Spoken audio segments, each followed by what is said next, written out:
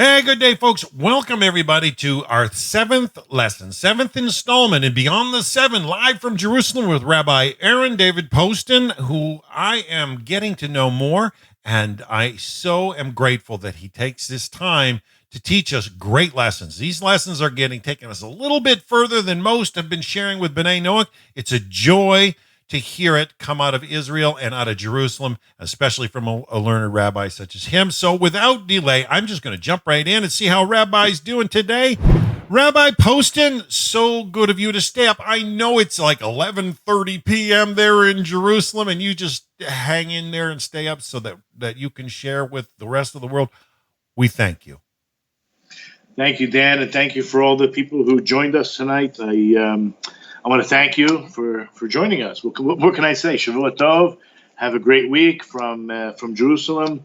For all those, again, who are far east of us, you've already made Havdalah a long time ago. For those in Europe, you just made Havdalah like we did. And for all those in America, welcome aboard.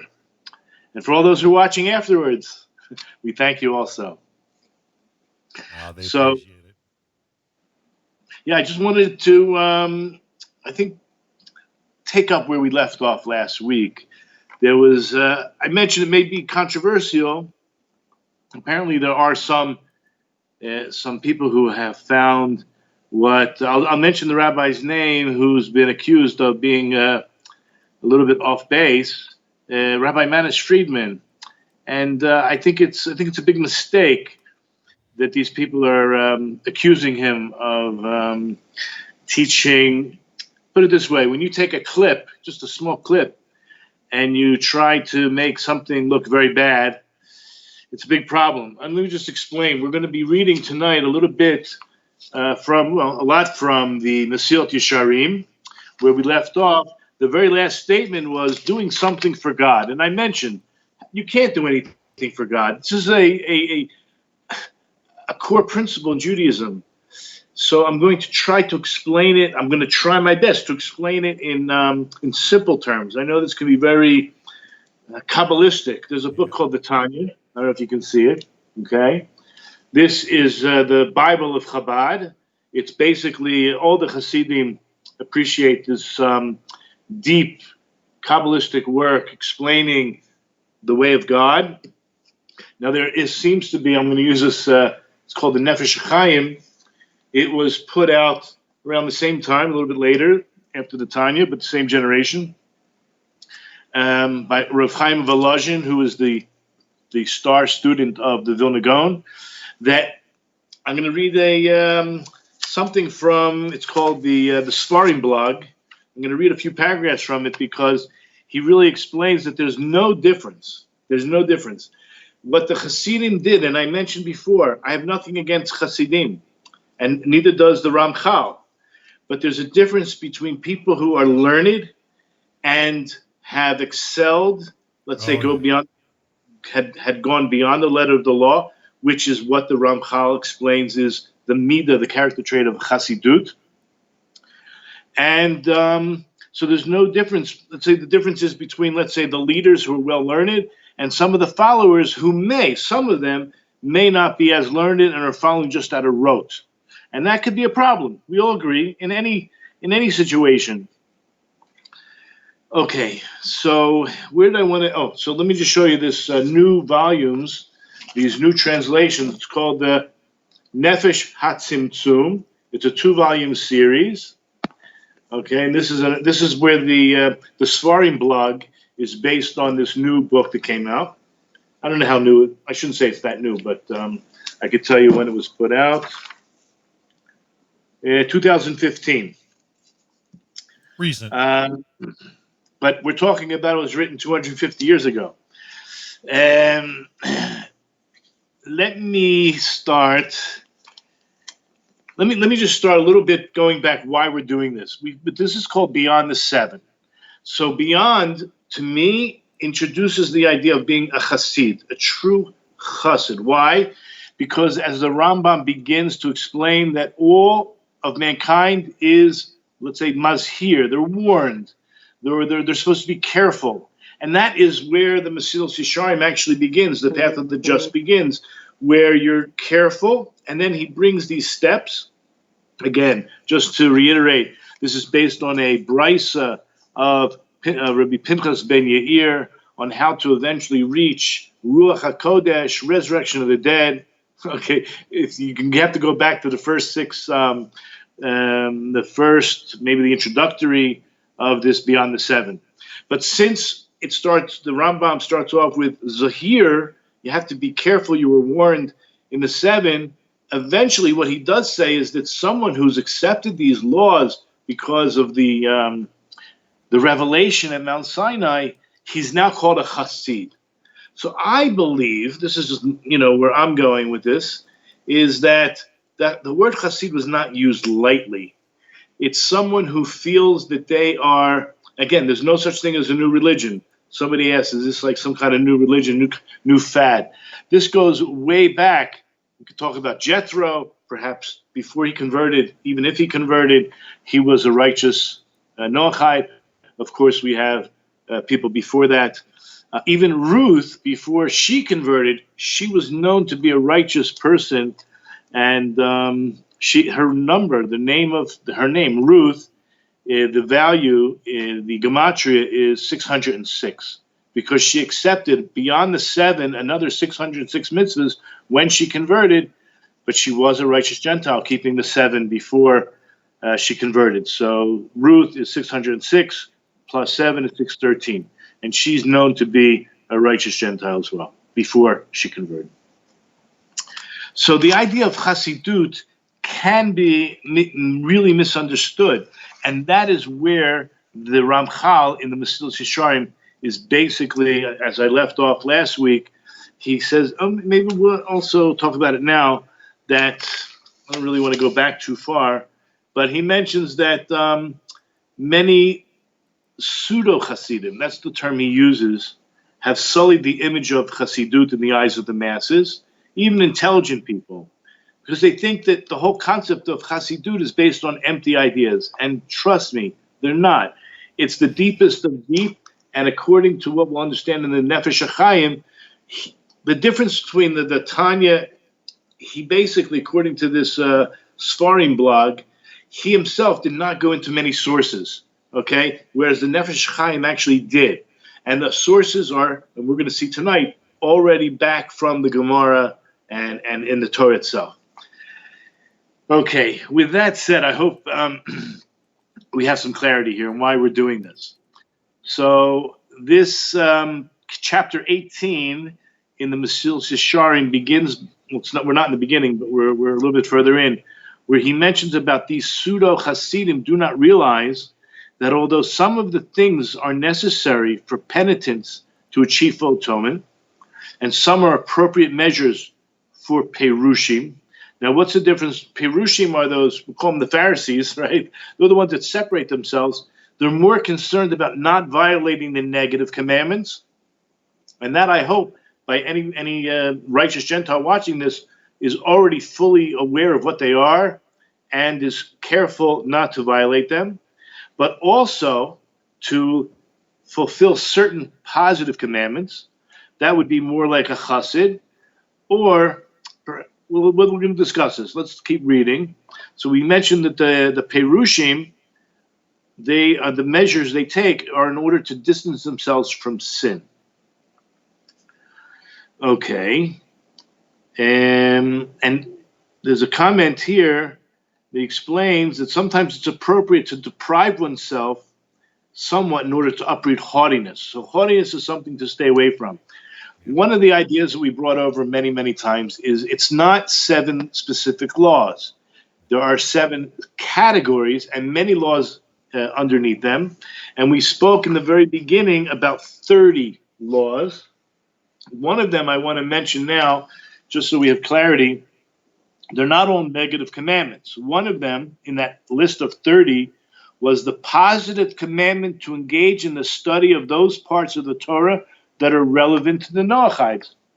How can a Noachite ever expect to fulfill at least minimally the 7 as best they can before going on and trying to do other mitzvahs, right? Character development is part of this. Being a truly moral person at least when we talked about the 7, we're also saying anything that is logical, right, is incumbent upon a Noachide to fulfill as well. So dinim, that means setting up a system of courts and justices, they have to make up their own laws, and they have to be logical and good for society. And so basically, when we talk about character development, something to stay away from would be a haughtiness and any other, let's say, disgusting behaviors. And we're seeing a lot of that, unfortunately, in America right now. I don't want to get into it because it really has absolutely nothing to do with race, what I'm about to talk about. Perhaps the riots or the protests are. But I actually spoke about this to a friend today. What does it mean to be a victim, right? Let's say somebody feels the victimhood. It doesn't mean that that's bad. The question is, what do you do about it, right? So I thought the Jews are a good example. We have used the victim card, but what has it done for us? What do we do with it, right? So we say never again, okay? We want to educate other peoples not to be anti-Semitic, right? We do everything we can to metakein, to fix the world around us. We take this idea of the fact that we were victims, and we don't play the victim card and say, you owe us, right? We are active participants in trying to make the world a better place. So what could somebody use as a victim card? Reparations, right? Even when Germany said, we want to give you reparations, we said, whoa, don't, not so fast. Not so. It took a lot of deliberation and government's discussion of how to accept such a thing. So it's not as simple just to go out and say we are the victims and we will always be the victims. And it doesn't achieve anything. In fact, what I see certain groups doing is they lower the bar so much that they never expect to get out of this victimhood. Okay, they want to remain there and milk it for all it's got. As opposed to what I see so many, and I'll just make it sound political, many conservative of Afro-Americans who are really striving, whether it's I don't know all the names, I'm sorry, but somebody's in charge of the housing of the United States government. He was a brain doctor, right? I think it was Carlson or something like that. Anyway, he made something of himself. Candace Owens speaks about it in much better terms than I ever could. So I just hope that people could open their minds, right, to hear two sides. And that's what we're going to discuss as well today, hearing two sides between what we call the Hasidim and the Misnagdim. I gave a very short synopsis in the last class how there was a lot of tension. It started with the Shabbatai Tzvi cult movement, and then the fear amongst everyone else. But at the same time, there was a lot of ignorant people and people who weren't learned. And there was a disparity in the classes. There was no question about it. And I believe that Hasidim saved. They really did. I hope that everyone who's watching understands where I'm coming from. They saved Jewry. And the Nefesh HaChaim seems like he came as a response, not that he was against Hasidim. He was against certain aspects of Hasidim, which we're going to talk about tonight, which is, I'll call it, like an ignoramus cannot be a Hasid. Okay, that's what it says in Pirkei Avot. Someone who, and so for the people who are keeping the laws of Noachide, they should also understand, I'm not promoting, even though the Rambam says it's okay if you're already righteous to take on additional mitzvahs. I'm not promoting to take on additional mitzvahs. I'm promoting to really get the 7 concepts down well and go as deep and as deep as possible, make them meaningful before you would even think of, let's say, keeping kosher, right? Like, how about the way I speak, right? What comes out of your mouth could be, for Noachide, much more important than what you put into your mouth, right? However, according to the deepest Kabbalistic concepts within Judaism, that the animals that are kosher happen to be non-aggressive. They're not carnivorous. They're not the ones that go around and eat the junk off the bottom of the ocean. nor are they like vultures that go around and eat, Exactly. dead corpses. These are more like domesticated, tame, calm, and you really are what you eat. Okay, so there are lessons to be learned. So if someone wants to work on their character, it may help them to decide to eat kosher animals, but really the work is not simply just eating kosher animals and therefore taming your animal self, but to work on your character in a real systematic way. So, Beautiful. as I mentioned, that underneath the 7 laws are these moral objectives. Okay, so going back into where we left off, sorry. So basically, the idea of Perushis is to distance yourself from sin. Nevertheless, Hasidus is not founded upon these practices at all. Rather, the best of these practices is worthy of complementing the practice of Hasidut. Now, let me just read that comment. Hasidus should, for example, be accompanied by the recitation of supplications, as the Ramchal discusses in the next chapter. But a Hasid ought to feel the pain of the Jewish people, let's just say for a non-Jew, for all mankind, and pray on their behalf or pray for their behalf. So this is now talking about like positive actions. However, the essence of Hasidut itself is a very profound matter, requiring intensive study in order to correctly understand it. So you really have to study it, and you have to study the whole Torah, or at least the Torah that is relevant to you. It is founded upon principles of immense wisdom and upon the absolute refinement of one's conduct. The whole idea of Mesilas Yesharim is about working on your character. And as such, it is fitting for everyone who is wise of heart to pursue it. So going back to something we mentioned in previous classes, that the Rambam seemed to classify 2 types of Bnei Noach. One who is just very, I'm going to use the word wise, I don't know another term to use, but very intuitive. He understands God from a purely, investigative manner. He understands there has to be a creator, but he hasn't fully yet bought into the idea of the revelation. So he realizes that these 7 laws are good. So he's considered wise amongst the nations. He may be an atheist. I doubt it. Maybe he's agnostic at least. And maybe he believes in the Almighty. But he hasn't yet bought the whole picture that there is a revelation, there's a Torah. And once someone accepts that I would call, the Rambam calls, a Hasid.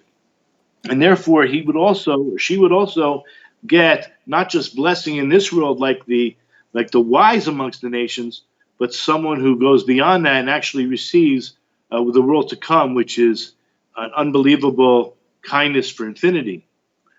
Okay, so we already just mentioned someone who has this wise heart to pursue it. For in fact, only the wise can truly attain it. So we mentioned Rav Kook. There was an interesting idea. One of your listeners passed this on to me, and I spoke to someone who works in the Rav Kook Institute. He's actually the great-grandnephew of Rav Kook.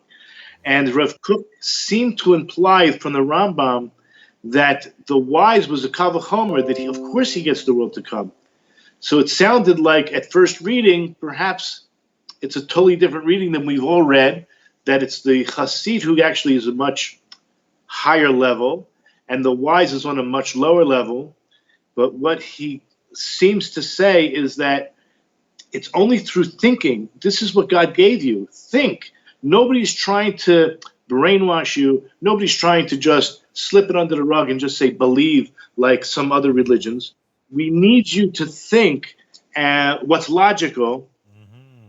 And so really, according to Rabbi Dovid Poston, it's both. What Rav Kook was saying was, you have to believe in God and you have to believe in the revelation, but don't stop thinking. Use your mind. And that was what Rav Kook was speaking about. Okay, I could be wrong, and Rav Poston could be wrong, but that is where we're at today. Okay, so this is the last statement on that paragraph, as the sages of blessed memory say in Pirkei Avot, that's Ethics of Our Fathers, chapter 2, Mishnah 5, Lo am haaretz hasid. that an ignorant person cannot be a chassid. It cannot be a practitioner of chassidut. So let me read this comment. This does not mean that only one who has been blessed with exceptional wisdom can hope to serve Hashem with chassidut. Actually, anyone is capable of attaining this level of service. Keep in mind, we're talking about serving Hashem. As long as he sincerely seeks wisdom and looks to be guided in the way of chassidut by those wiser than he. And that is also why there's really no problem with a non-Jew learning Torah from the Jews. I don't want to get into it now. I spoke about it before. But if he goes on his own and tries to figure it out, he's likely, I don't know if it's 100%, but he's likely to misinterpret it, not understand, not to come to a complete. So one of the questions that was asked, you mentioned through a text, someone asked, aren't there special leaders of the Noachide movement? And there are very learned non-Jews. I mentioned a few of them besides you, Ray Peterson, you humble guy, you and the Nativ Center, Rod Bryant, Reuven Bryant. Besides that, pretty much, I'm going to say any rabbi who's teaching Torah, right? There may be a few that don't have the sensitivity to speak directly to Gentiles, but pretty much, I'm just saying, it's not absolute, pretty much any Torah scholar who's going to teach about what the Torah has to say is a legitimate teacher. But there are going to be those who are much more sensitive and will focus much more on, let's say, like we're doing here, and other people you have on your broadcasting that are more, I'm not going to say likable, right? Maybe we're more likable, but we're more accessible, and we are focusing a little bit more to a non-Jewish audience. Did I finish that paragraph? No. So when the Mishnah excludes an unlearned person from being a chassid, it refers to one who has not sought wisdom and thinks he can attain chassidut without it. Okay, so that is a very important point. I wonder if the Ramchal points this out now. There is another note.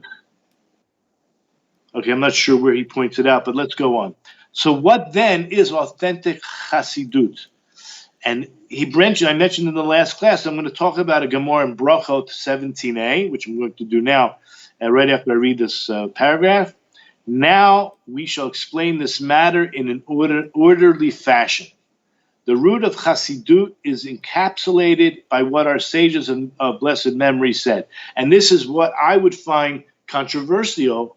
Those rabbis that are on Rabbi Manis's case, Rabbi Friedman's case, is this statement in Chazal in Brachot. Fortunate is he who toils in the Torah and who brings satisfaction to his Creator. What kind of satisfaction? This is a statement that needs deep analysis. So before I do that, I just want to mention when I brought those other books, the Nefesh HaChaim and the Tanya, why it's really not a problem is where I'm here. There's absolute truth that comes from Hashem's perspective. But we're in this world, and then there's our perspective. Now, our perspective can very much be wrong, but it's not always wrong. It's a little bits and pieces of that absolute truth. So this is where controversy enters. Because the concept of tzimtzum is, how do we view this infinite thing, entity? We are finite. How can a finite being ever comprehend or begin to understand that which is infinite? So we have Masorah, we have tradition that tries to explain it. We can never really give satisfaction to Hashem. But that is seemingly what we're supposed to do. I'll just reiterate where we left off last week. A son relates to his father. His father is cold. He's in a room, and yes, it's probably a little bit too cold. So the father implies that it's cold. So what does the son do? The son has a choice. He could just give the father the remote control and say, okay, Dad, turn up the heat. You're cold, turn up the heat. The son could turn up the heat for him. Or he can go beyond and say, I understand what my father needs. He's cold. So not only am I going to turn up the heat, but then I'm going to get him a blanket, and then I'm going to serve him tea, right, with a smile. Now that's called chassidut, because it's called going beyond the letter of the law. You already know what God wants. Or let's say the father. Well, you already know what the father wants, and he doesn't even have to say it a second time. He doesn't have to explicitly say more words for what he wants, right? Yeah, of course he would like the blanket. Of course he would like a hot cup of tea. But all he asked you was, well, it's a little cold in here. You on your own decided a few things, right? So you want to give him the shalat, the control, or you want to turn up the heat. You want to satisfy him. So that is where we're at. To discuss this point is in the Gemara. It's in Gemara Brachos 17a. I see we're not going to get to the Svarim blog yet. Okay, so my Rosh Hashiva always said, there's nothing you can do for Hashem. But yet the Ramchal, and he was big on the Ramchal, would need to explain this. So when I read the Gemara and I said, wow, I think this is really something that would interest you guys, because it's about Job. Job, by the way, if he existed, he was a non-Jew. Who wrote the book of Job? Moses wrote the book of Job. So if you didn't come out learning anything here, at least you learned one thing. Who wrote the book of Job? And according to some, it was not even a real figure. He never existed, but it was a philosophical work that Moses wrote as a result of his own question that he asked God, show me your glory. When Moses says, show me your glory, what he was really asking, why do bad things happen to good people? Why do bad people prosper? Why do good people suffer? You wanted to ask a question? Yeah, Rabbi, because I have heard a rabbi share before that, when you start reading the book of Job and the description of the lands and all the details that are in there, that he was partners with his friends that were part of a conglomerate that was of a distant relationship to the family of Abraham. I think even it says there was a man who lived in, was it the land of Uz, and all these connections have one rabbi I've heard really brought it out that it was an agreed group that agreed to look after themselves as Bedouins once did, tribal people, and they would come to each other's aid, and they had an understandable, honorable group that was between the time of Abraham and actually Moses, but the story was renowned, and Moses brought it together, I heard, to share with the people while they were still in Egypt. Is that true? It's all possible. Like I said, there are different opinions, whether if he really existed, he existed from the time of Abraham through till Noah, till Moses, because the Medrash says that he was one of the three advisors to Pharaoh. Okay, Pharaoh didn't know what to do about the Jewish solution, right? They call, like in Germany, Nazi Germany, Yamach Shimon, that they had a final solution for the Jewish problem. So Bilam is the one who says, throw the baby males into the river, right, the Nile River, and kill them. And as measure for measure, of course, he was killed in the end. Job, let's talk about Jethro. Jethro was also one of the advisors, and in protest, he ran away. He felt this was unfair, and to protest openly, what do you say? You're signing your death sentence. So he protested in a way that was certainly valid. He said, no, I'm not for this, and he ran away. And so that Jethro ends up what? Marrying his daughter off to Moshe, okay, and becoming a righteous convert. But his biggest, I'm not saying his biggest reward, but his own children, his own great-great-grandchildren sat on the Sanhedrin. So you're talking measure for measure. He was for justice. He was into justice, and as a result, his own children sat on the Sanhedrin. What did Job do? Apparently, the Medrash says that he would remain silent. He didn't protest. He didn't agree. But as they say sometimes, that being silent is like agreement. And as a result, his punishment was that he was caused to scream out because of his silence, which was wrong. So the punishment was the Yisurim, was the extreme pains, seeming punishment. They weren't punishment. We'll see, hopefully, shortly.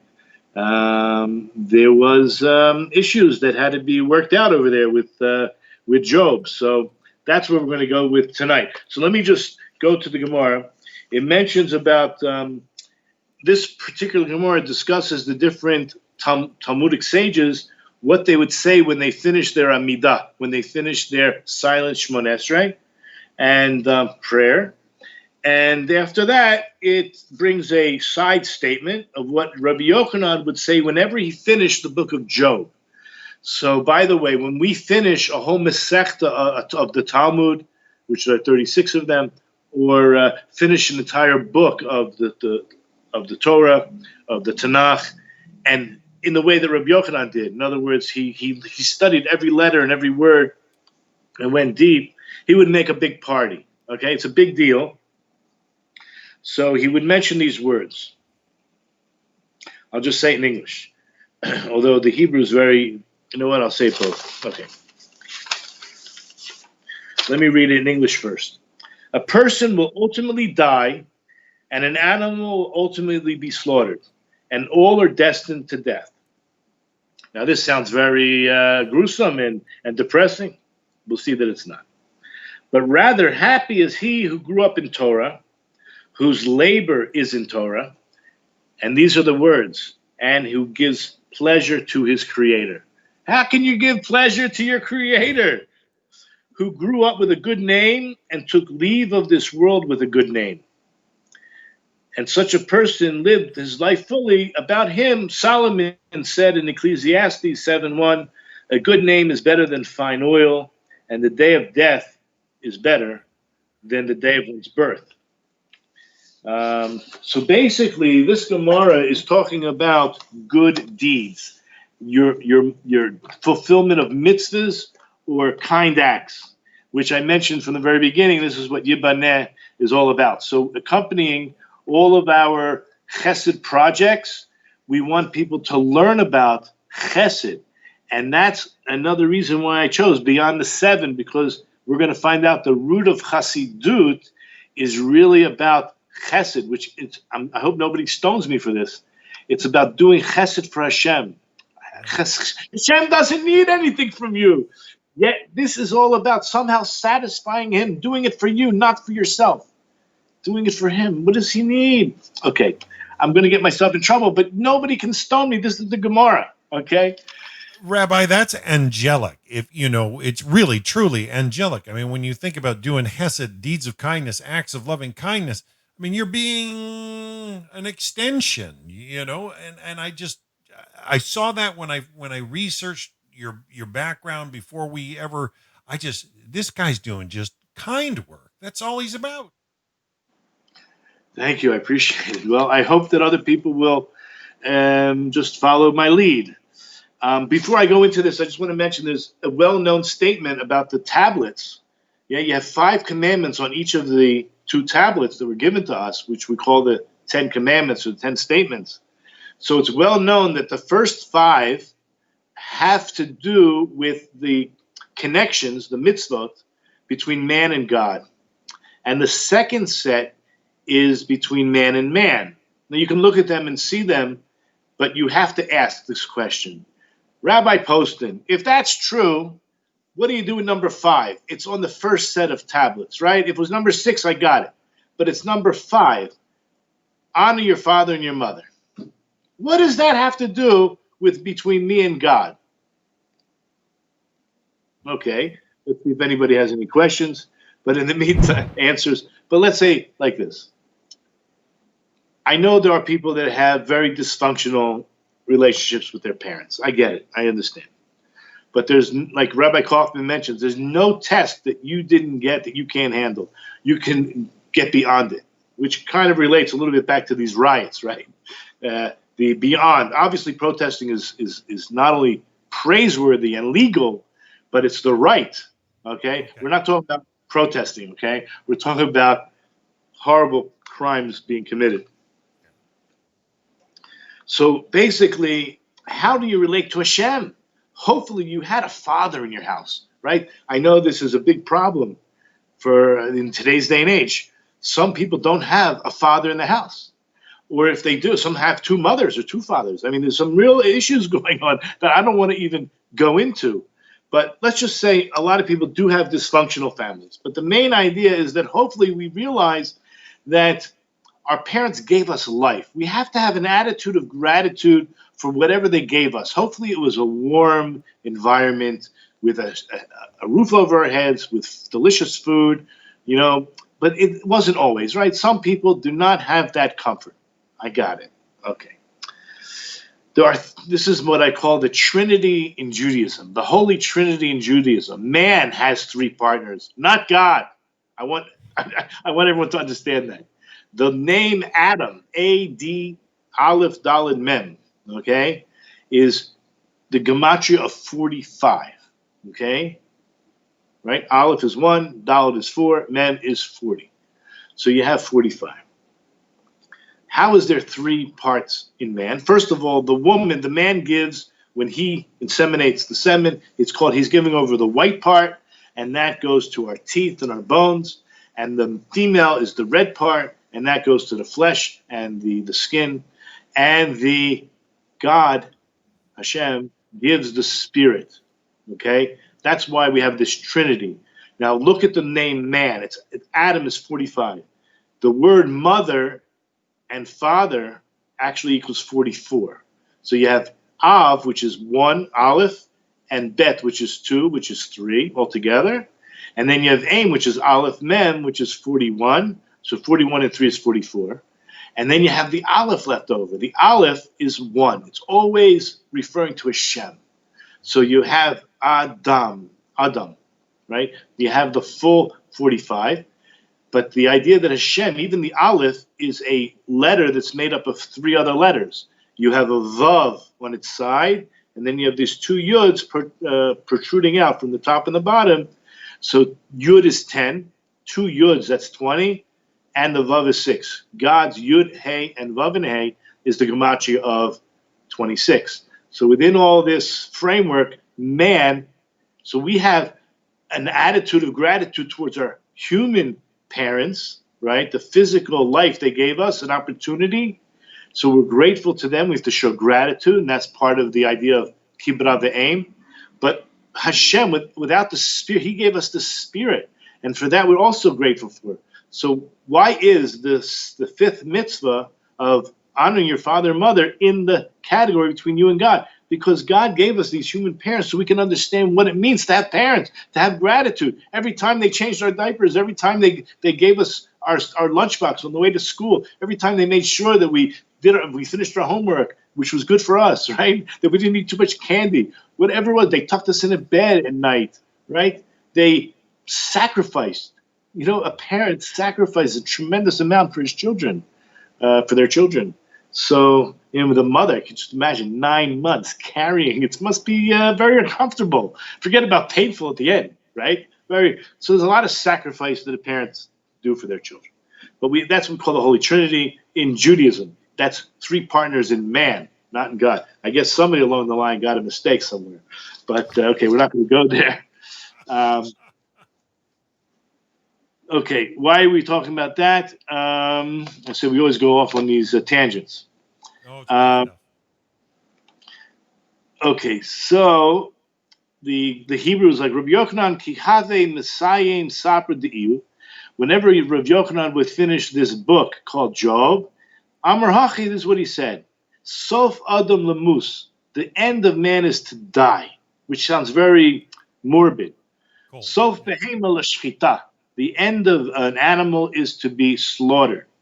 Hakol Misahem Omdim. Hear the words, because we're going to discuss these words. Everybody, both man and animal, it's for death they are standing. Omdim. Ashrei mi shegodo b'Torah. Remember, I mentioned that Job was a non-Jew. Everyone agrees with that, if he existed, right? He was a non-Jew. And when So this applies, I think, to everybody. And this is, I think, why I'm discussing with you, not just because of these words specifically that we said that you're going to give satisfaction to your Creator, which we're going to get to very shortly, but because he was also a non-Jew. And a non-Jew, as I mentioned, has an obligation to engage in the study of those parts of the Talmud, of the Torah that relates to the Noachide laws. So, Ashrei mi, happy or fortunate, is mi shegada b'Torah, who grew in Torah, and the amalo b'Torah, and toiling in Torah. The oisei nachas ruach liyotzro, and he makes or creates something satisfactory. It's interesting, nachas ruach, to his Creator. Now, I'm just mentioning this is all coming down to ma'asim tovim. It's all coming down to what we call positive actions. Everyone agrees that's what it's talking about. The gadol b'shem tov, and if you growing is it goes in stages. If you're growing with a positive name, meaning, what does it mean to have a good name? That people appreciate you, people like you. Nobody's afraid to walk across the street when you're coming down the street, greet you with open arms, so to speak. I know today's coronavirus day, nobody's hugging anybody, but when people are affectionate and warm, right? The nifter b'shem tov min olam. And when, God forbid, or obviously it's part of life, when someone passes on, they still have with them the shem tov, right? It's only at the end you really know if someone is true, right? Because they were nice or good in their youth, doesn't mean they're going to finalize their term here on earth with a good name. But someone who keeps it all along, that's a good thing. And regarding that, that's what King Solomon said in Koheles, Ecclesiastes, chapter 7, verse 1. Tov shein mishemen tov. A good name is better than good oil. V'yom hamavis miyom hivlado. And the day of his death is greater or better than the day of his birth. Okay, so again, what we're really concerned about is the actual source, right? What does it mean to give pleasure to your Creator? Now, this is based on a verse in Numbers, chapter 15, verse 7. So this is regarding offerings, but it's not only here. There's many places it talks about this idea that you shall bring a satisfying aroma to Hashem. What? He needs our offerings? He needs our sacrifices? Of course not. So this is where the oral Torah is so pertinent. You have to understand what is going on here. Now, this is where I wanted to bring in this quote from the Sfarim blog of the Nefesh HaChaim. So everyone understands that, yes, there may be, and there was, almost like a civil war to a certain extent in philosophy between the early Hasid. When I say early Hasidim, I wouldn't say that. Whoa.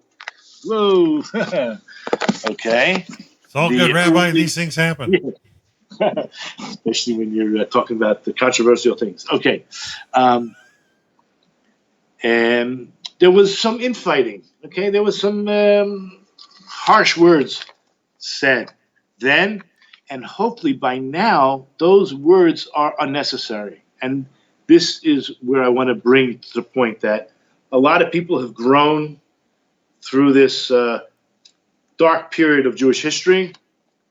And I really want to read these words because I think it's really 3 paragraphs. Okay. So bear with me. Read it all. Yeah. This is the very end of this Sfarim blog on this Nefesh HaChaim, which I mentioned came out as from a student of the Vilna Gaon, from Chaim of Volozhin, and it seemed like it was going up against the Baal HaTanya, the other book I have. This is the Bible of Chabad, of Hasidut. Okay, it seems, but wait till you hear this. This is just the end. After fully absorbing the fact that the philosophical outlook in relation to the Tzimtzum concept, Tzimtzum is a very Kabbalistic term that what did Hashem do, who's all infinite, to be able to create this finite world, which is our dilemma. How do we understand Hashem? The concept of the Vilna Gaon, the Reb Chaim, the Baal HaTanya, and the Hasidic world are identical, absolutely identical. The genius of Reb Chaim's presentation in Nefesh HaChaim can then be clearly seen. The Hasidic works of his day, including the Sefer Balatanya, the Sefer Tanya, barely quoted their sources. In contrast, where Reb Chaim presents his ideas in general, the concept of Tzimtzum in particular, ideas which at the time were seen by many to be uniquely Hasidic ideas, right? As if I mentioned before, some people think it was like a new revelation. No, he frames them in the context of extensive quotations from and references to traditional Jewish sources. None of it's new. But Baruch Hashem, it was said in a way for the masses to be able to get. As mentioned above, he even uses many similar expressions and sentences to those appearing in the Hasidic works of his day. He is demonstrating that there's no scope for anyone to suggest that there's a fundamental difference between the formal outlook of the Hasidic movement and that of mainstream Judaism, and that the paths for serving God of both the Hasidim and the Misnagdim, that means the ones that were against the Hasidim in the beginning, are fundamentally the same and are derived from the same Torah and the same Mesorah, the same transmission all the way back to Mount Sinai. Therefore, against the historic backdrop of some who erroneously thought that the new Hasidic movement had blazed a new trail in Judaism and were using the inspiring Hasidic presentation of these concepts to compromise halacha. Now, this was one of the main concerns. And perhaps when it came to the more learned, it was really not necessarily a concern. But for the masses who were already ignorant to begin with and attached themselves to raise themselves up, it could lead to compromise in halacha. So Rav Chaim's key message is there's no basis for anyone to blend these concepts out of their true context of mainstream Judaism, and as a result, there's no basis for them to license halachic compromise in any way whatsoever. It's fascinating to note that Rav Chaim was not alone in this quest to highlight the potential pitfalls of halakhic compromise resulting from an attempt to get closer to God. He was joined by some of the establishment Hasidic figures who expressed themselves in a very similar way. Furthermore, it's inconceivable, it's not even possible to think the leaders of the Hasidic movement, such as the Balatanya, which is the one who wrote the Tanya, would have sanctioned any form of halakhic compromise, because after all, he is the author of the famous, I'll call it the Shulchan Aruch Harav. It's widely respected and accepted halakhic work. It's not a Kitzur Shulchan Aruch, but it's a condensed version of the great treatise of Rav Yosef Cairo called the Shulchan Aruch. It made halakha accessible to everybody, even the not so learned.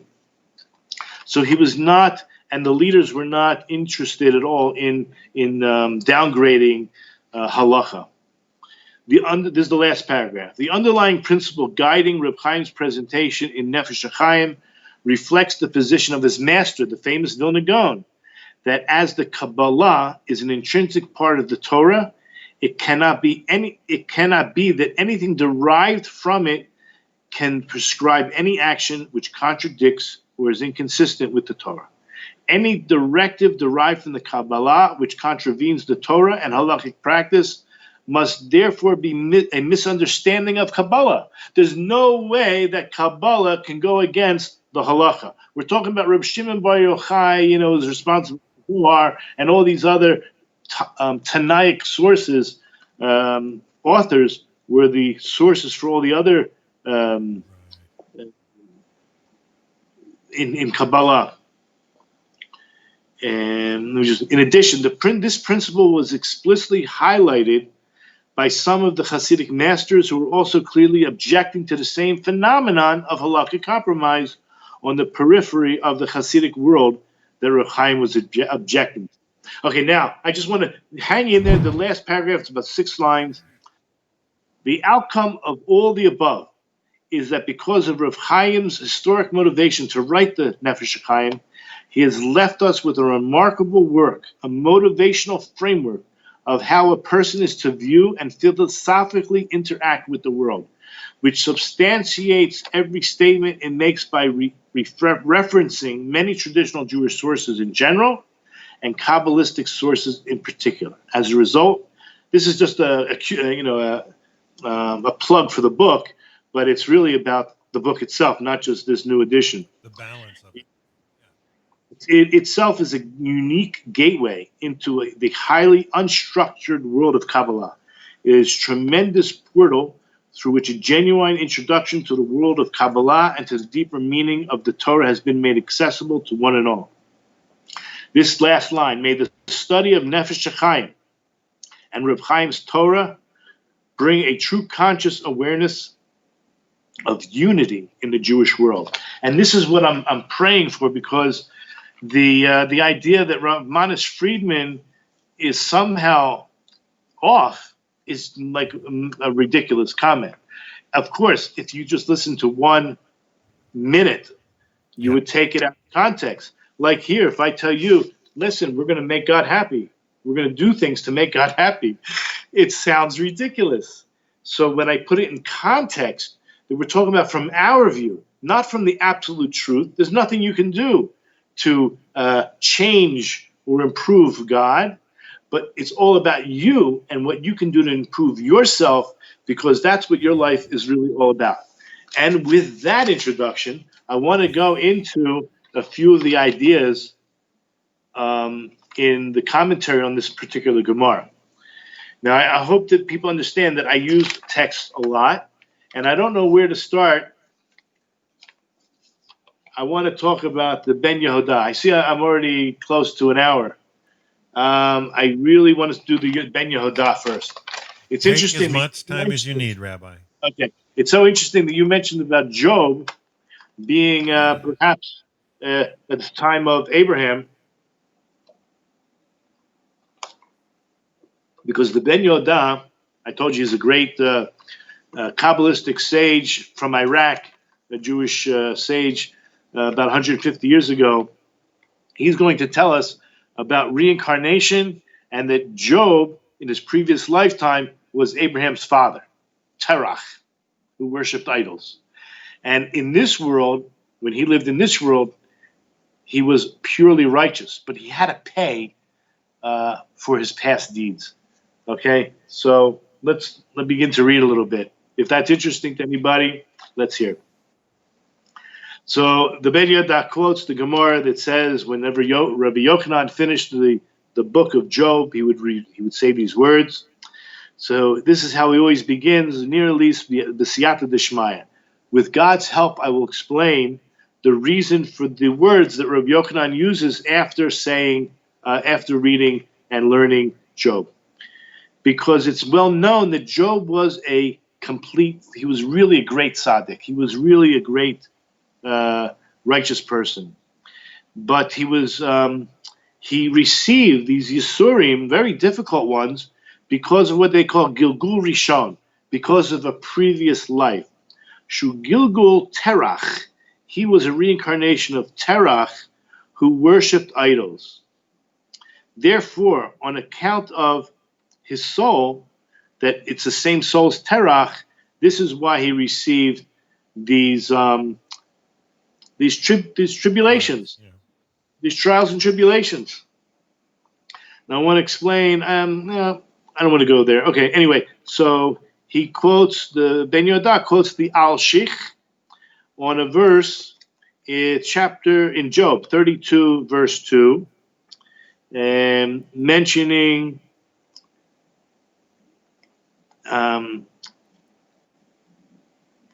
like this. His wrath flared up against Job for judging himself more righteous than God. And his wrath flared up against his 3 friends because they had not found the proper response and had condemned Job. Remember, if you read, I suggest everyone read it with commentary, with Jewish commentary, that Job was experiencing death of family members, loss of such amount of wealth, and what else are his friends going to think? But you make a cheshbon nefesh, you have to take an accounting of your soul and figure out what you did wrong. I mean, this is really what Moses himself asked from God. why do good people suffer, right? And you don't always come and say, and the Ben Yehuda is going to say this, you don't always say, well, because you're a sinner. It's not always the case. And in fact, we know this was not the case with Job. It's specified at the beginning. And now in chapter 42, verses 16 and 17, after this, Job lived, this is the very end, the last two verses. Job lived 140 years. Now, if he was a sinner, he would have died much earlier. He would have also died a completely, impoverished. But he not only gained everything back, he even had more family than he had earlier. Everything was replaced. Yep. It says he lived 140 years and he saw his children's children to the four generations. So he lived a long life. Then Job died, and old and satisfied. These are going to be the Hebrew words we're going to see. Old and satisfied. In Hebrew, it's zakein v'soveya yamin. Soveya is the same word we're using for satisfying Hashem. He's satisfied with years. Okay. So the Ben Yehuda continues, and he says that the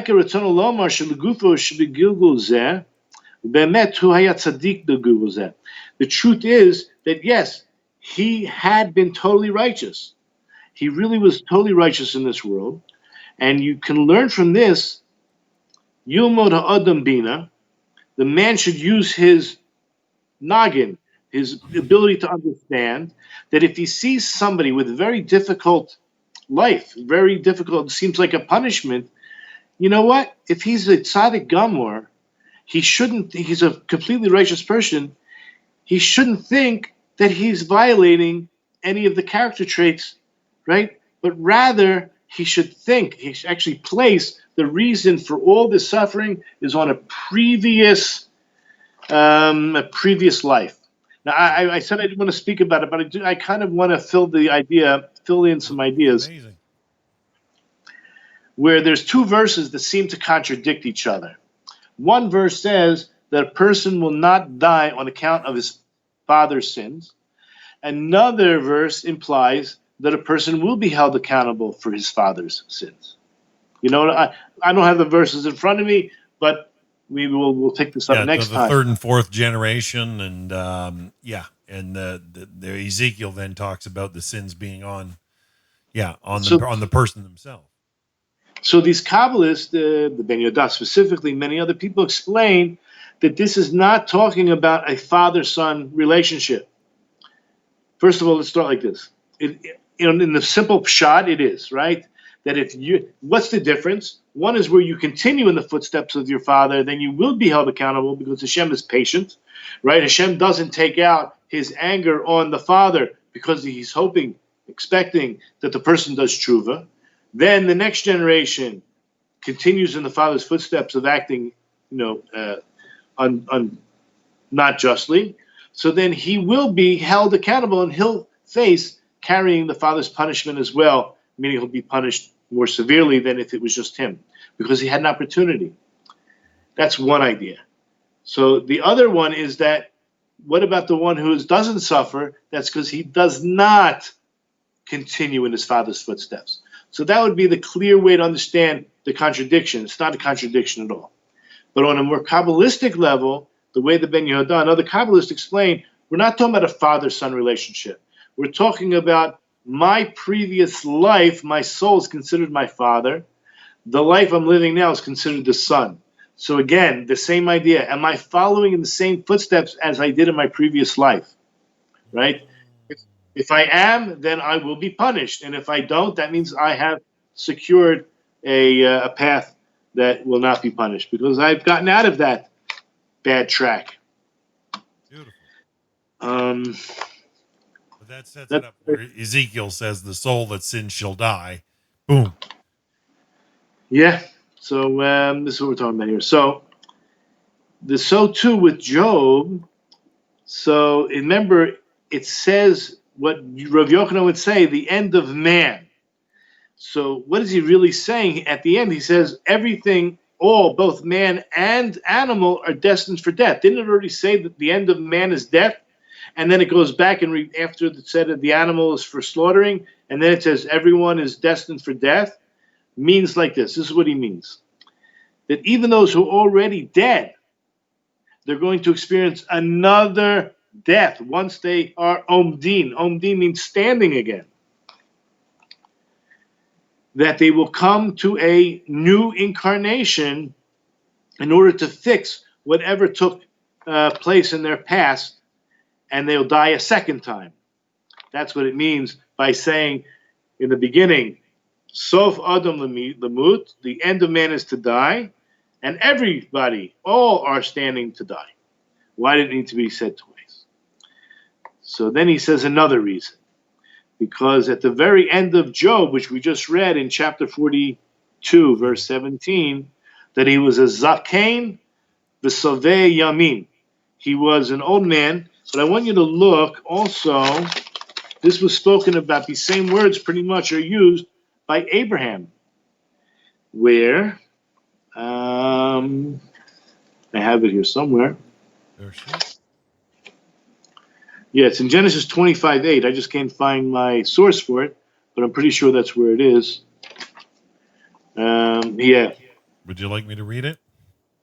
And just want to make sure it's really what I said it was. It is Genesis 25:8. Yeah, go ahead. Yeah, and Abraham expired and died in a good old age, an old man full of years, and was gathered to his people. Okay, so basically the translation I had, and I'll read the Hebrew, and Abraham expired and died at a good age, a good old age, mature and content. So in Hebrew, it's B'seva Tova, Zakein V'Saveya. The same words used by Job, Zakein V'Saveya. Well, it's Saveya Yamin, but okay. To find my place again, here we are. Well, it doesn't say Yamin. Actually, no, I'm sorry. It says Yomim. Now, what does Yom mean? It means day. So the Ben Yoda says, shouldn't it have said Soveya Shanim? Why does it use the word day? Is everyone with us? Well, yeah, you're still in 25:8. He wants to say like this, and my students know this because even though they're not Jewish, many of my students are Jewish, but the ones who are the Bnei Noach, they say Modani in the morning. They've accepted upon themselves to say, I'm grateful to Hashem for returning my soul every morning. Unbelievable. So what is it that we experience on a daily basis? We experience a part of death. When we go to sleep, there's a little bit of death. So he says, why does it say Sovei Yamim? A satisfactory of days, or we would just interpret that as life or years, but he doesn't use the word years, he uses the word days. We're talking about Moshe who wrote this, or the Tanakh. Every single day a person has a new life. We are born again every single day. Each day is a whole new life on its own. Because every single night when we go to sleep, a part of our soul leaves from us, from within us, and we are considered dead. And then we come back and we're given life every single morning. That's why we make another brach in the morning at the, Machzir Neshamos L'Vgerim Mesim, that God returns the soul to dead corpses. Okay, we say that every morning because we actually feel that way. So every single day we're giving a new chance. So it's not just whatever I spoke about earlier about incarnations, but every single day we have a new incarnation. And we should really feel that way because not everyone wakes up in the morning. We should feel extremely grateful. Well, that is truly living, though, Rabbi, what you're saying. Truly living, yeah. And he says, that's why the real counting of the life of man, it's fitting to divide them into days, not years. That's why it says, so there Yamin, he was satisfied in his days.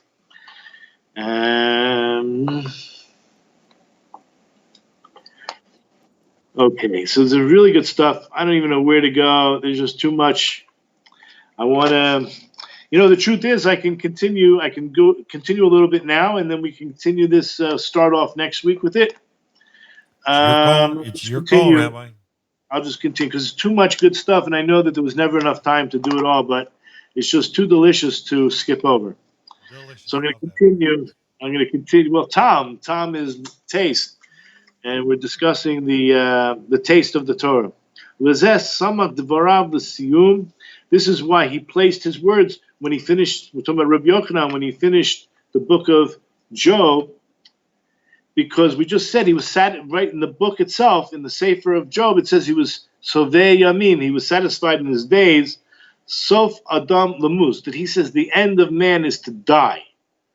So, and then he says, if that's the case, then why would he say Hakol Misa Omdin, that everything is standing to die? You already said it. So he, You've worked yourself in a corner, I think. Yeah, because there's just too much here. Sof Adam Lamus Misa Ikarit Shaholek Ba Lekever. The truth is, the end of man, the main death, the prime death, is to go into the tomb. Besides the Misa Ikarit, Nikol Chaim Shola Mesu Adayin. Aside from this prime death, all of his life, Shalo Matu Adayin, he didn't die, but rather when he was sleeping, Lemisa Shoshena Heimomdin. It's the Misa, it's the death of every single night you go to sleep. That is what you're destined for. Now he says, even the word Adam, if you take the letters Aleph, Daled, Mem, and you take the letter that's right after it. So right after Aleph is a bet, after Daled is a Hey, and after the Mem is a Nun. So he says that's Bohen. Now, I'm not really sure where he's going with this because he says it relates to death. But Bohen is the big thumb on the, what do you call it? It's the thumb or the on the toe. Now, the thumb is called Godel. I just want to explain something about when we say the Shema. Okay? When we say the Shema, we take our hand and we put it over our eyes.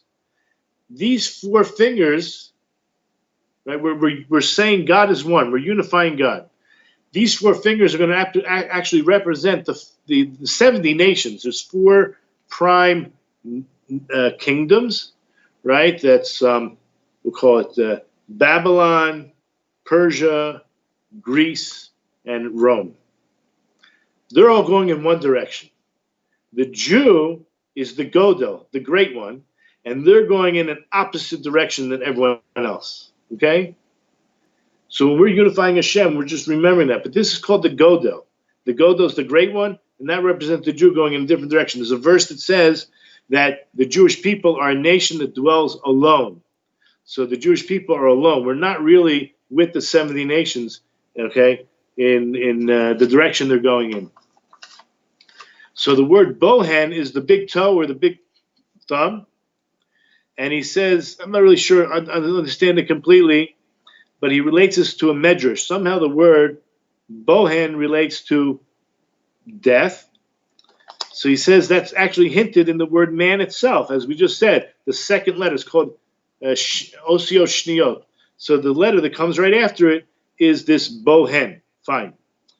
So he says, how's it hinted in man? Because we just said, Ashrei mi shegoidel b'Torah.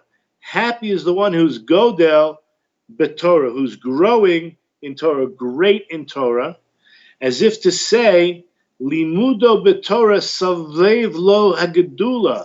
It's the learning of the Torah, which is the cause for him to become great. So you've heard me already express how you could be Jewish. I think we discussed that, right? Jewish. So even my non-Jewish students say Modeh Ani. Now even the word Modeh Ani is saying I'm a Jew. I am admitting I am Modeh from the word Yehudah. It's the same root. Because you can be a non-Jew but affiliate so much with the Jewish cause or the Jewish mission or the Jewish nation and still not be part of the Israelite nation itself through conversion, but through taking the Torah, which we call the Torah of Israel, right? And the God of Israel upon yourself, you are basically Jew-ish. You've accepted the Malchus of David, right? The Mashiach is coming through Yehuda. Okay, we discussed that already. And not only that, V'im kol zeh lo nitga'ev lo nitrashelbo. One would not become haughty nor negligent in this, but rather these are the key words. Odenu oisen nachas ruach liyotro. But rather what you would do, and you would try to bring satisfaction to your Creator. Again, what does that mean? Nachas ruach. What is nachas ruach? It's interesting. Nachas is like some kind of satisfaction. Ruach is a spirit, some kind of satisfactory spirit. And he says, Ki oisek Torah metachem baruach, because involving yourself in Torah fixes your spirit, whatever that means, your soul, right? Even the soul itself, when God gave Adam, he breathed into him, he gave him this ruach. But guess what? The Targum Onkelos translates into Aramaic this breath of life that God gave into him. It's called the speaking spirit. What we do with Torah is something we speak. When you read it, you say it out loud, okay? And you put it into practice, of course. But anyway, anyone who involves themselves in Torah, and we already said, a non-Jew who's already a Ben Noach, it's a mitzvah to at least involve yourself in the 7, for sure. And if you go, I'll call it beyond, whatever that means, take on a vertical, meaning go deep into the 7. He can become like a Levi, as we said, and he's like the Kadosh Kadoshim, Mamish, Holy of Holies.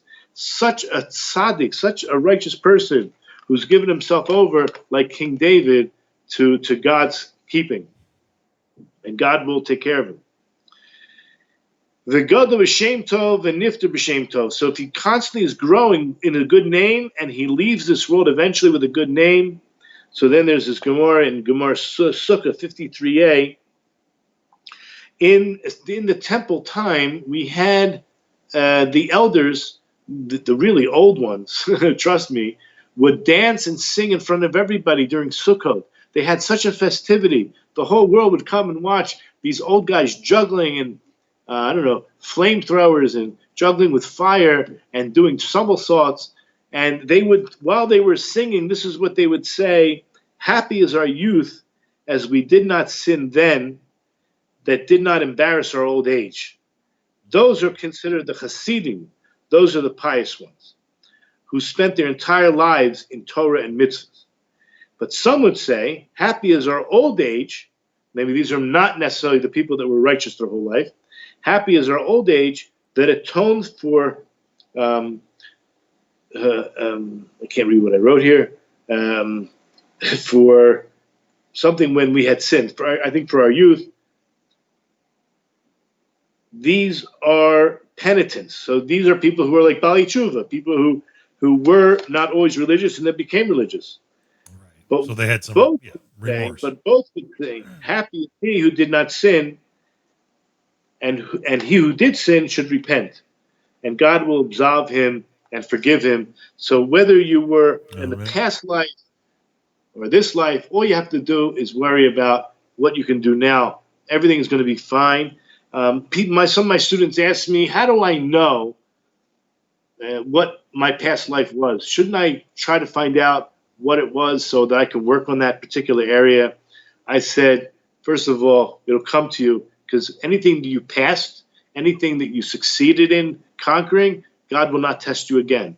The things that you're faced with are those things that you have not yet passed. That's number one.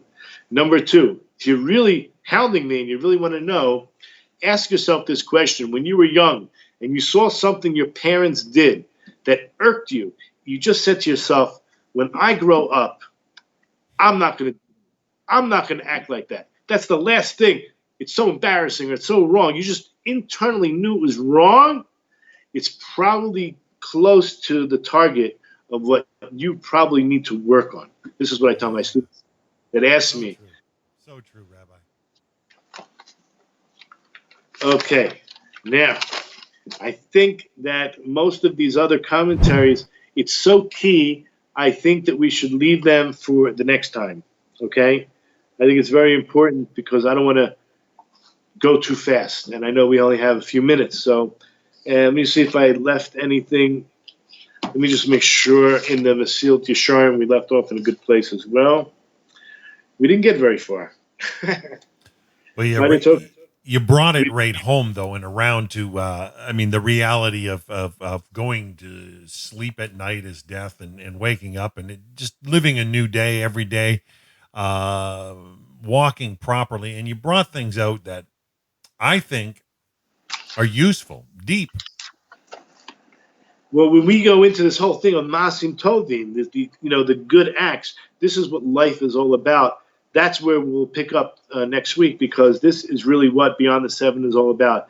When you hear about dinim, so many of your listeners have asked me, what about all those laws? I mean, being honest in business. This is the question that a Jew is supposed to be asked when he goes to heaven. I have no doubt that these are the kind of questions that are going to be asked of the non-Jew as well. The first question we're asked, were you honest in business? So what kind of business matters? Did you had some fine print in the contract that you hoped that the guy wouldn't read? I mean, is that being honest in business? I mean, that happens all the time, I'm sure. I mean, as a buyer, as a client, happens to me. So those people, they know they put it in the contract and they didn't point it out. So I don't think that's considered being honest in business. I know you can get away with it in court because, look, it's there, black and white. We told them to read it. We even gave them to take home. But, these things are not going to get you to heaven, and it's not going to give you a good life, and it's not going to give you a shem tov. The idea here that Job, right, and it's this idea, not the Ecclesiastes, I should say, because Job died with a good name. That was the whole point. He died with a good name, but in Koheles, it was chapter 7, verse 1. Right? What do we say? A good name is better than fine oil, and the day of death than the day of one's birth. So, look, we're trying to live. I encourage anybody who didn't read the Kuzari to read the Kuzari. This was the king of the Khazarite nation who couldn't sleep. He was in a dilemma. I want to know which of the religions is going to give me the path to, not to heaven, to a moral, I believe in God, he said. I want to know how I have to act in business, in my everyday routine. Okay, that's what he was looking for. So hopefully this is where most of our listeners are at. I know that we're dealing with Chassidut, we're dealing with some Kabbalistic ideas, but we're grounded in the Mesilat Yesharim, in the trait of Chassidut, and hopefully we'll understand what it means to be Chasidei Umos Ha'olam, to truly understand that it's more important what comes out of your mouth than what you put into your mouth. Okay, so I know that some guy said that 2,000 years ago, but it comes from us. It's okay. So this is especially relevant to our righteous and holy Gentile brethren that are looking to grow, and it's about goido b'toira, amilas b'toira. At least toil and grow in that Torah that was given to you. Okay, that's for starters, and then the whole world's yours. Okay, so with that, I pass everything back to you. Rabbi, yeah, as far as the Kuzari, I did a series 2 years ago now with Rabbi Goldberg on that, Rabbi Chaim Goldberg.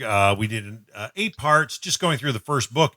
And, I've already set something up. I'm hoping, and I showed it to him, and I hope he might just do it with a new class on the book Kuzari, especially on the first book of it's just such beautiful work. I appreciate you bringing it up. We do have a question here because since you started this class, somebody from California who's been following along, they bought the book Mesilas Yesharim, and they just wanted to ask a question. Is there anything not relevant in the book to a non-Jew? I mean, because this is somebody who's trying to take their walk serious and learn and grow.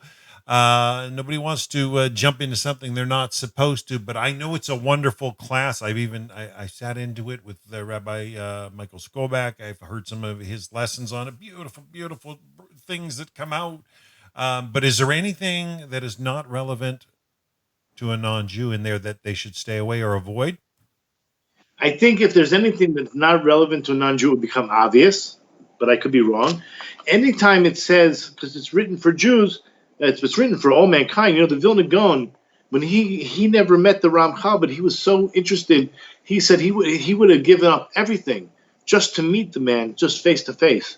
We're talking about the Vilna Gaon, who's the greatest. He really held the Vilna Gaon that this is the answer for mankind, right? When you talk about character trait, focus in on character traits. Focus in on what the Torah has to say about mankind. If you're looking at it from that angle, then just know that this is for you in potential, right? Are you obligated? Those things which you can do to improve your character, I would simply say, of course, you're obligated, right? If it's something to do with some highfalutin idea that relates just to Jews, it'll become obvious, okay? But if it's anything that, it's going to talk to you, your soul was part of God, right? And you're going to intuit what is for me in changing my character. And I think you'll be amazed that maybe 99% of the book will be applicable to you as a non-Jew. Applicable. I think that's clear. I hope that helps answer that question. I've thrown a little note out there. If anybody's got any questions, now's the time to put them in the chat box on YouTube or Facebook. We're going to try and wind it down. I know that it's late in Israel. It's got to be near 1 a.m. there. But we do appreciate you preparing this. We do appreciate you sharing with us. Let's see, what's this now? Yeah, somebody's really appreciating the Ramchal's material. I think today was such a beautiful lesson that it's reviewable for me. Even you had me smiling today, Rabbi. There was life there. There was even talking about death that you mentioned. I mean, it just says live. This message today, I think, just says live. And so many people have hopes and dreams and aspirations in the world to come that some of them just think of, like when we think of phony religions, they have a hereafter, or they have a vision of heaven that is so heavenly minded it's of no earthly good. And they start to check out, and they start to get into things and imaginations, and that's really more bent on drives and desires. And what you've talked about today has to do with character, who you really are.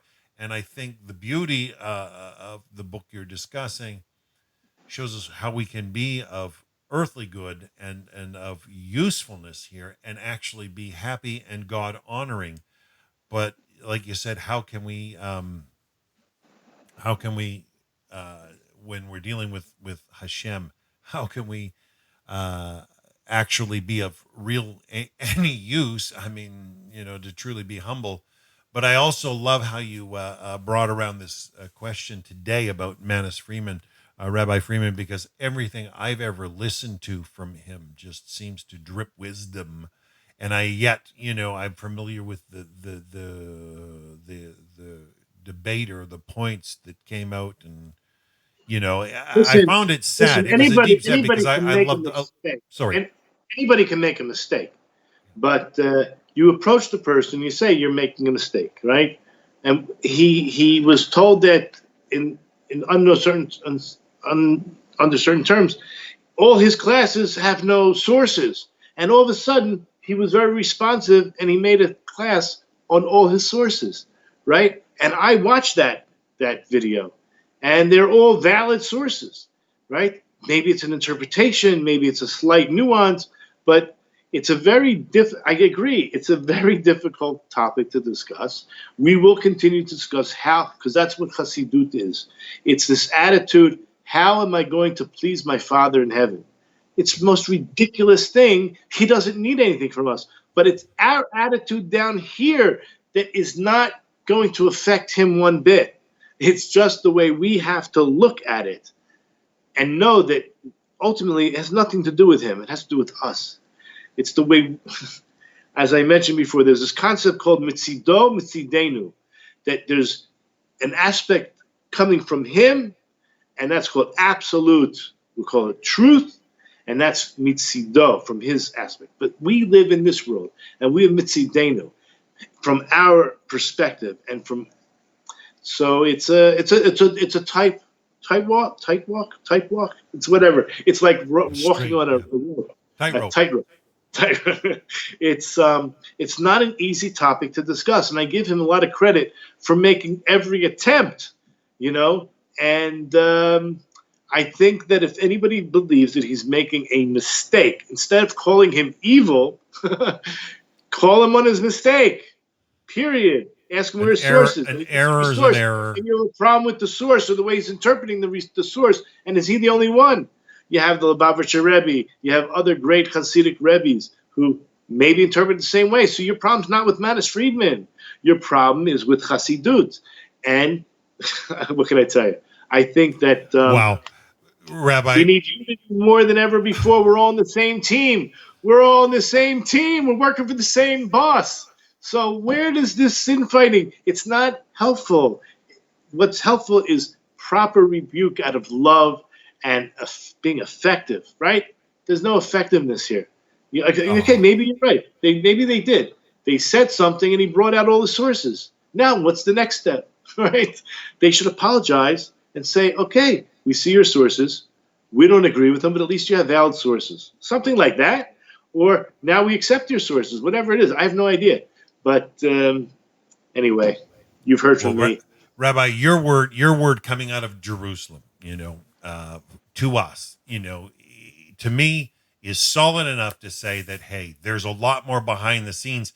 And as B'nai Noach, life is confusing enough, especially with the COVID. They've got the riots going on in the U.S. all over the place. We don't need to be confused with the differences and slight opinions and differences between rabbis against rabbis.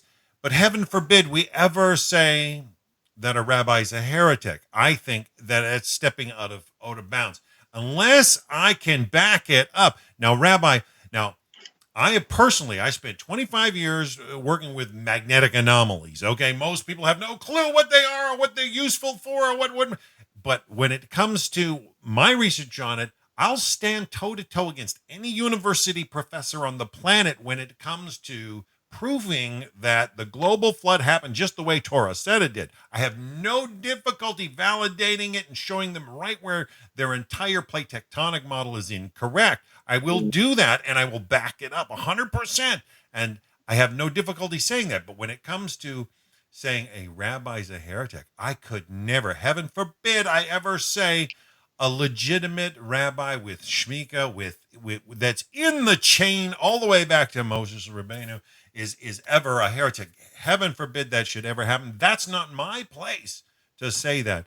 And if rabbis have differences of opinion, as you're saying, on nuances of what is the majority and what is not, I am not gonna condemn a rabbi on that. So I just feel you've done a lot of clarification and support for Rabbi Friedman here today, and I've never heard the man ever say anything that was not wise.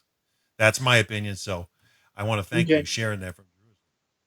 Okay, I just want to add one more thing, because the shir I gave Thursday night, I gave the class Thursday night. I believe it's for the love of God, I joined the Jewish people. Yisro is mentioned in the Parsha, but not by name, by the name of Chovav. Because he loved the Torah, he overlooked, at least as Moshe was concerned, that he was going to see all the infighting amongst the Jews and then be scared away. But it was his love for Torah, and he trusted the Masorah, right? But he saw that the Jews were rebelling against God. We're talking about in the desert. They had machlokas amongst themselves, but they rebelled against God. And Moses was afraid because he saw that. Remember, he was a priest of other religions. He's probably seen it all. And now he sees the truth, and he's a little bit overwhelmed by the infighting or the rebelling against God. And Moses is basically convincing him to stick around because we need you. Ready for this? That we need the convert. I'm not trying to convince anybody to convert. I'm talking about what Moses says to Jethro, that we need you to set the bar. We need you to help unify us. We need you, the Bazaka, the Rabbim, to increase our merits. And therefore, whatever we offered you in the beginning and you said no, we're going to offer you a second time, the blessing that God gives us. He's giving us blessing because of you setting the bar higher. We get a blessing and we're willing to share that blessing with you. This is what Moses says when Jethro, Hovav, says, no, I'm not going. I'm going on my way. I suggest people listen to the recording. You go to the Yibaneh YouTube channel, Yiboneh, and look for, or maybe you have to type it in. What did I say it's called? I forget what it's called. Something about for the safe. Oh gosh, I love for the love of God. For the love of God, I joined the Jewish people. Okay, and enjoy it. Awesome, Rabbi. I want to thank you. You know what you're sharing.